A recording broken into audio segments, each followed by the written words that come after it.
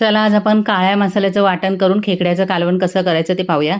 तर पहिल्यांदा आपल्याला लसूण, अद्रक आणि कोथिंबीर याचं वाटण करून घ्यायचं आहे। कांदे मी गॅसवर भाजून घेतले, खोबरं पण भाजून घेतले। आता या दोन्ही वाटण वेगळे करून घ्यायचे आहे। आता तेल गरम करून याच्यामध्ये टाकायचं आहे लसूण अद्रकचं वाटण, हिंग टाकायचं आहे आणि थोडंसं परतून घ्यायचं आहे। त्याच्यानंतर एक टोमॅटो किसून घेतलेला आहे किंवा मिक्सरमध्ये बारीक वाटून घ्या। आता याच्यामध्ये मसाले टाकून घ्यायचे आहे। तर हळद, धना पावडर, जिरा पावडर, मीठ आणि मसाला।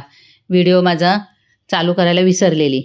आता मसाला आपल्याला चांगला तेल सुटेपर्यंत परतून घ्यायचा आहे। मसाला परतून झाला की याच्यामध्ये टाकायचे आहेत खेकडे।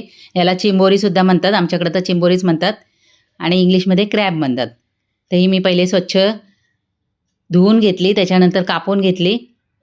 आता हे खेकडे आहेत ना, चांगले आधी मसाल्यात चांगले 2 मिनिटं परतून घ्यायचे। त्याच्यानंतर याच्यामध्ये टाकायचं आहे पाणी आणि खेकड्याचे जे पाय होते ते मी मिक्सरमध्ये वाटून घेतले, त्याच्यानंतर गाळून घेतले, ते पण आपल्याला याच्यामध्ये टाकायचे आहेत।